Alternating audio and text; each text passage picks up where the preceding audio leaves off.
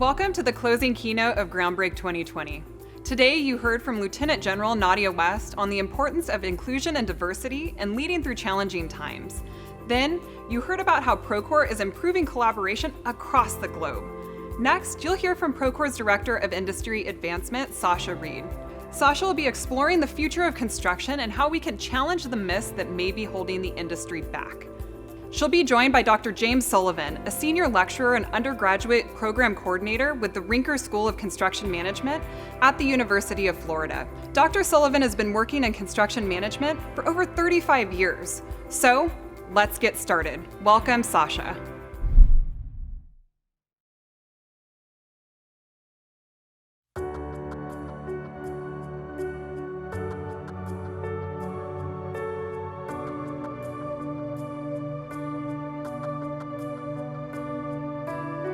Construction Management Association, the student association that's part of the construction management program, is well known nationwide for doing community projects that give the students experience in doing construction management, but also give the students just that experience of giving back, to giving to their community, making them better citizens. This program in particular is our residential construction program, and we have 3 levels. Our level 1 students stay at the school site, and then our level 2 and our level 3 students actually go out on a site and build a project. The students are able to get hands-on experience with construction. We get to learn the actual workings of project management. The skills gap is growing, but we're making an effort to shrink that gap with on-the-job training, with career and tech education in our district and growing throughout the state and throughout the nation. We use Procore here on the West Ada project to manage the entire document side of the build.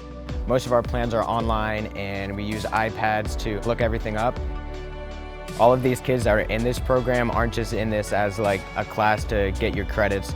They're actually in this class because they want to learn more about this, they want to pursue this. There's nothing like being able to drive by a project and be able to say our students from our current technical program built that project.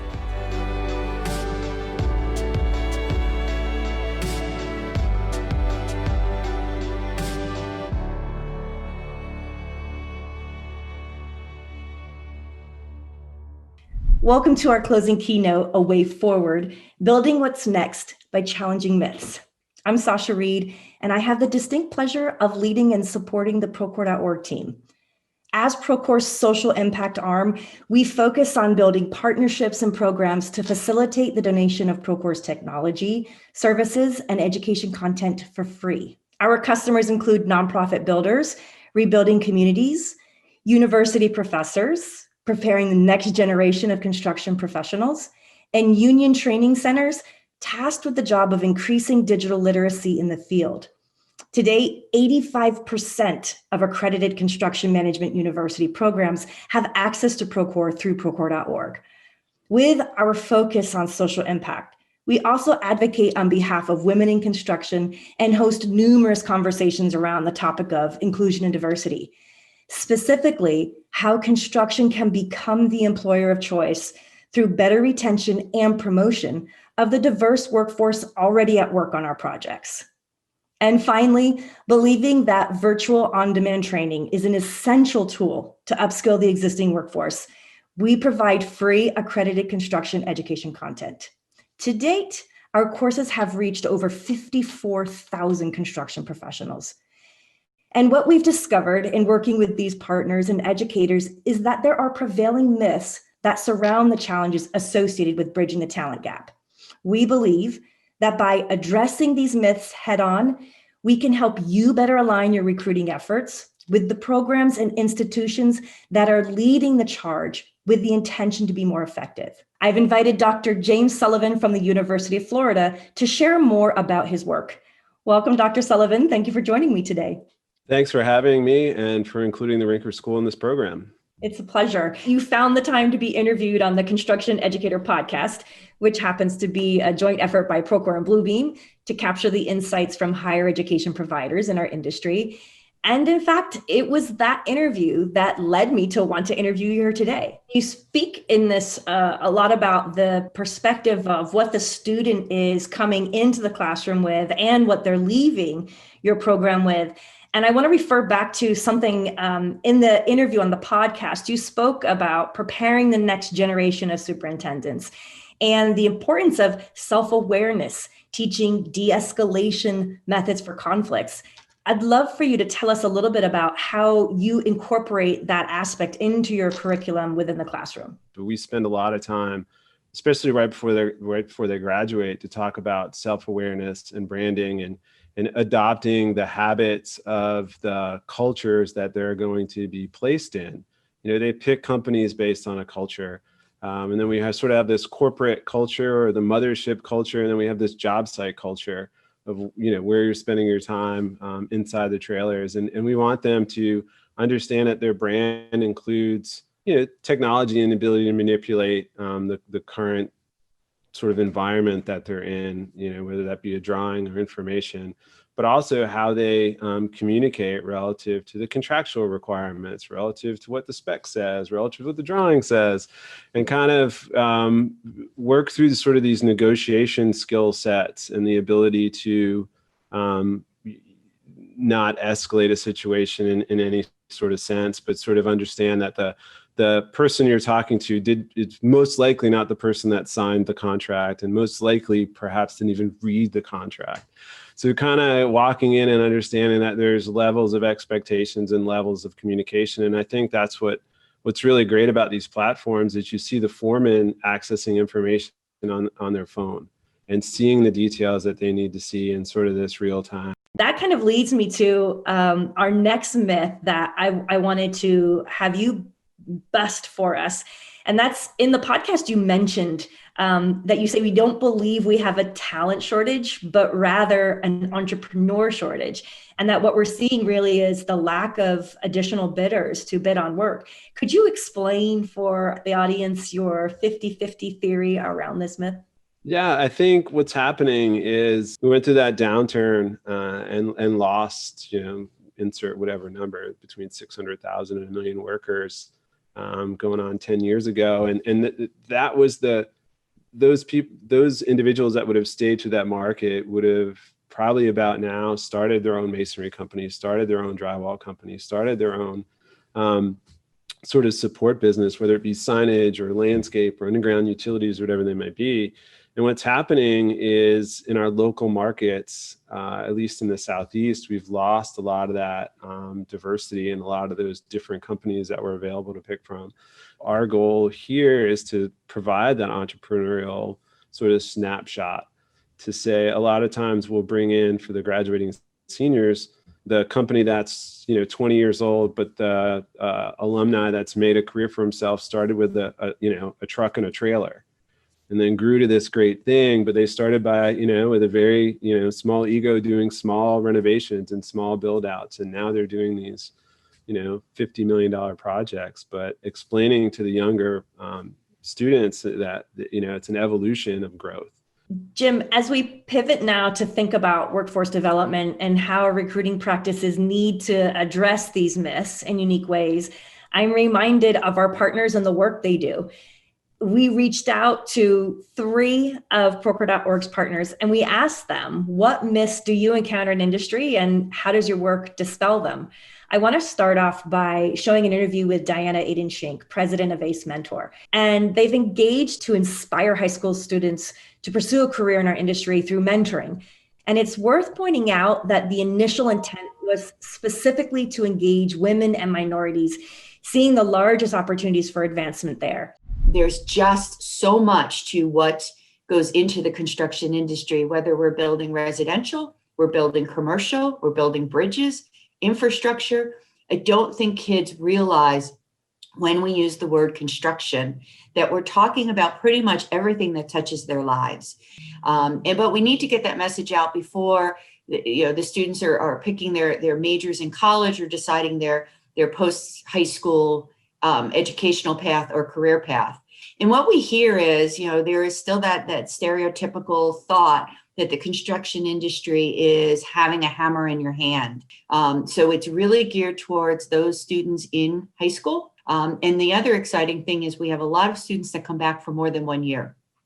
They start with us as a sophomore, realize that it's an exciting program and an exciting career opportunity, and will stay with us for 2 and 3 years until they graduate high school.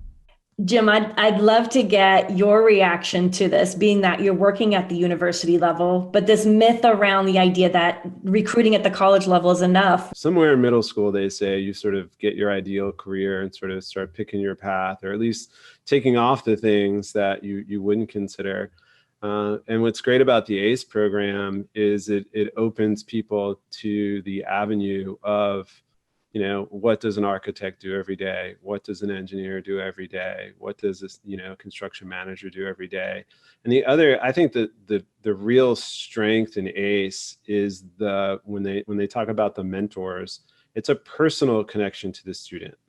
So it's not abstract. Your company is allowing people to take time to go to the school, to get in a cadence, that they develop a relationship with the student, that you invite these students in as summer interns during the high school years. And it sets them up to look to where the CM programs are and look to see where their future could be. We get recommendation letters from ACE mentors for students coming into our program. I mean, that's saying that they know that this student in a personal way, that they've supervised them in a work environment. They've seen their excitement for it. And the concept of, some of this stuff, some of the issues we have with sort of even change of majors is the family's perception of what construction is. I mean, it's not winning the hearts and minds of a 16-year-old. It's giving them the tools so that they can do the elevator talk about why they picked it. One of the things we do in Rinker is they have to introduce themselves and say why they picked construction as a major. And giving that tool to a 16-year-old or a 17-year-old as opposed to an 18-year-old or a 20-year-old is really powerful. Next, I want to bring in Aaron Volk, Vice President of Workforce and Community Development for AGC of California's Build California program. And I do want to note that Procore is a founding sponsor and member. Build California program was launched in response to industry concerns around sustained pipeline of qualified craft workers represented in the future generation. And as a comprehensive workforce development initiative, Erin and her team focus on inspiring, engaging, and activating the next generation of California's construction workforce. But what this means is they have to get extra creative in discovering new ways of reaching the younger generation on social media platforms where they actively engage. And it must be working, because in their first year, they reached 4.4 million people with a rally cry, "You too can build a legacy" in today's construction industry. So let's take a moment to hear what Erin had to say. Routinely, when I would approach counselors or teachers about the opportunities in construction and wanting to talk to their students, I would hear, well, my kids are going to college, or our students are going to college. So Build California was built from the basis that we knew we had many years of perception management issues around exactly that kids must fail into construction, that you must, exhaust all of your other options before you go to construction as a career. All of those things are just simply not true. And so one of the things that we are trying really hard to do through Build California is to show students and their influencers all the advantages about construction careers that they just don't know about. And we also engaged youth in the process. So we held a number of roundtables, focus groups to ensure that the way that we were positioning and marketing construction careers was on par with any other major brand you see out there. Because to be frank, we're competing for airtime and space in their minds, just like Nike or Taco Bell, right? So far, we've had over 4.5 million impressions throughout the state, and we've served over 4,000 students. And so we're really proud of that progress so far. But the ultimate goal is to really ensure that at the end of the day, that students, teachers, and parents know that you don't fail into construction. You choose a path and you work to get there, and you find an industry waiting that is so incredible and a stable and really honorable career path. And that's what we're about at Build California. So Jim, hearing that, I'm curious to get what your take is on this myth and this idea that you fail into construction. Yeah, it's I don't, at that age, they know what they know, but not what they don't know. So it's more of an awareness, especially in this culture where they get exposed to a lot of different things, but they may not get emotionally invested in one thing or another. But then as high school's closing and as they're seeing their future, that they don't have the traditional paths maybe they had before. We don't have the shop classes anymore. The shop classes that literally I was the generation where the shop class space became the computer lab. So they don't see the trades or that influence, in the 14 to 18-year-olds. So they may kind of go out into the world and stumble a little bit here or there, and then come upon construction 2, 3, 4, 5, 7, 10 years out of high school and feel like, oh, that's where you ended up. But it's like, no, that's not what construction is. Construction is this, ability to be part of a team, work with your hands. There's so many sort of soft skills or soft parts of construction that gives you all this sort of feedback that maybe they didn't have until then. Taking credit for putting work in place, taking credit for having an answer, taking credit for being skilled, taking credit for being technically aware of how systems work.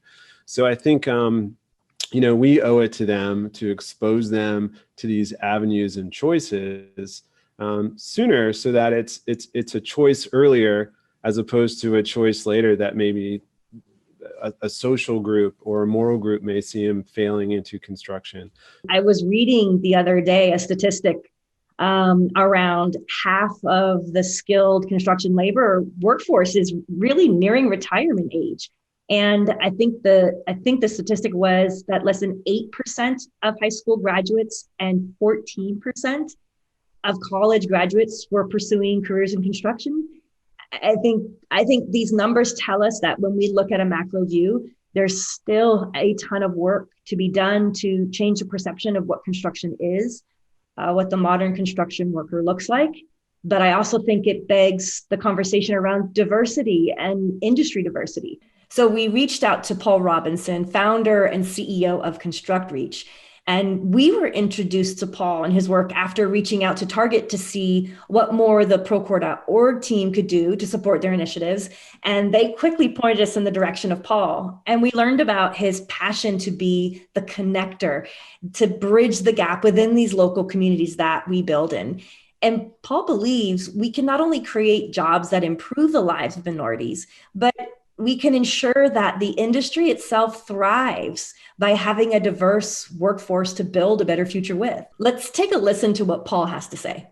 Ideally speaking, when you think about ConstructReach, success for us looks like being able to unify this industry, be a facilitator for the industry, unifying brands, contractors, educators, young people, workforce development organizations, and being very strategic about how we work together. And, really putting together a unified front and being intentional about how we engage that younger, diverse demographic and transforming this construction industry to where people are raising their hands to come into this industry because there's so many success stories. There's innovation that's taking place. And, we are recognizing, right, that those people who are out there, that untapped potential, were actually the key components to us thriving and having a sustainable industry, but also transforming communities, which we definitely need in the time in which we're living in today.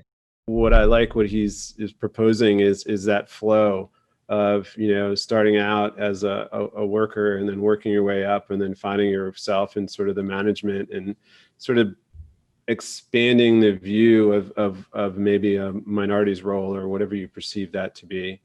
So I think in the Southeast, we see it a fair bit in the sense of the value of, we have a lot of Spanish speaking Mexican workforce. And we see that you're almost finding and promoting and creating a culture of acceptance for the leaders within those groups to say, hey, have you ever considered working for us? Have you ever considered going into management? You'll get sort of the organic foreman to assistant superintendent to superintendent role. And I often reflect to people that think there isn't a lot of minority participation or what has taken place over the last few years. If you look at our general superintendents now, they came out of the trades.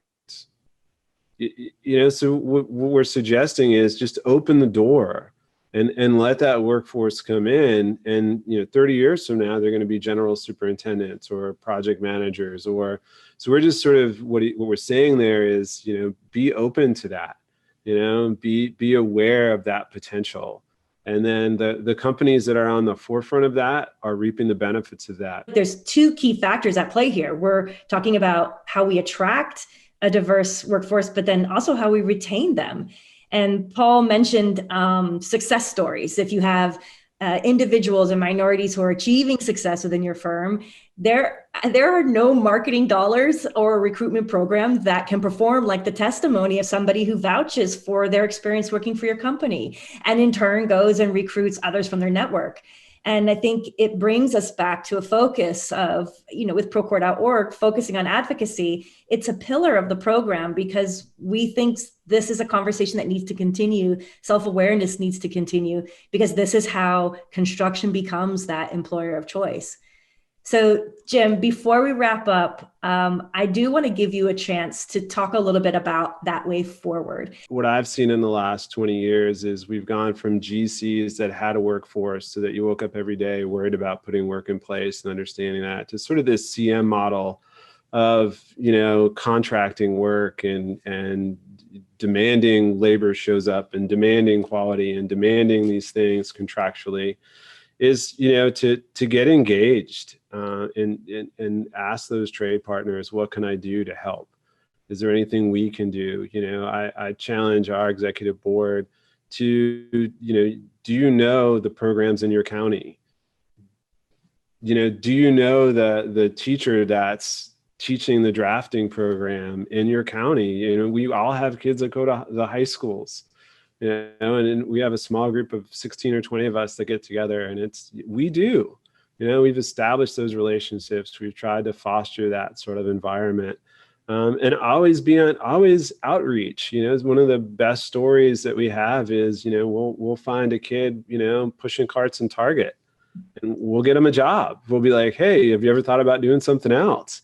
And you find the high school kid who needs a summer job through ACE, and you get them in, and they were just sort of, doing some sort of just basic moving files here or there, or supporting a team. And then all of a sudden you're like, wow, they're really good at estimating. Their attention to detail is amazing. And it's that one-to-one relationship that you foster stuff. I mean, with the minority participation, we started English as a second language that we did in the morning before the job site kicked off. We were doing that to help those individuals, but also to identify the leaders that wanted to learn more, or that wanted to do more. And then 3 years later, I see those guys running jobs, and they're pulling stuff up on their phone, and they're speaking English and Spanish, and they're explaining where the chalk lines need to go and where the elevations need to be. But it was an individual commitment to that person, and a follow through that person probably will never leave that company. So that's what I take away with all of the team from today, is sort of developing those relationships and fostering them for the student, for the young person to find their way in this industry. Thank you, Jim, so much for your time. You've been very generous. Hearing all the work that you have actively going on, you're very generous with your time to spend it with us here today for the final keynote at Groundbreak in 2020. So thank you so much. And from the entire Procore.org team that works with you closely and has supported you over the years, thank you for being a stellar example of what we expect from our university professors. Thank you.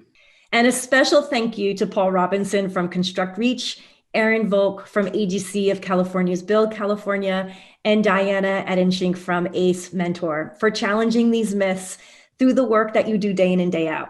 On behalf of myself, the Procore.org team, and every employee at Procore, we truly believe together we are making construction the industry of choice. To all you groundbreakers, thank you so much for joining us in building what's next. I hope that you're walking away with actionable steps that you can take to be a better leader, team member, and builder. For the premium pass holders, all sessions and keynotes will be available to you on demand for 30 days. I'd also like to thank all of our sponsors. We couldn't do this without you. And finally, just like we started, I want to leave you with our Groundbreak Anthem video.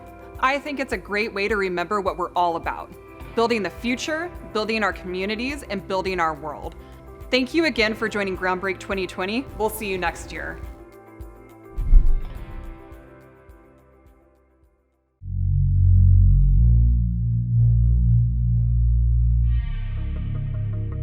Pardon our mess. This area is under construction. Please observe the look of concentration on the faces of the people who are working to build the world around us, in spite of every conceivable challenge. Watch your step around the scuff marks and the sweat stains. The teardrops and the bruises. This area is under construction. We can't apologize for the noise. Because this is what it sounds like when a community comes together to figure out where we go from here.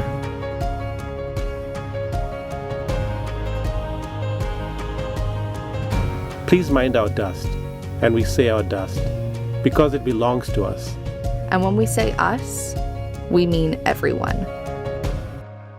We mean the builders. We mean the leaders. We mean the ground breakers. Yes, it's messy. And yes, it's dangerous. But it's also worth it. Because this area is under construction. And in the year 2020, this is what progress looks like. This is what progress should look like. So to the world of the near future. From the construction industry of now, promise. We're here to build what comes next. And there's nothing that can stop us.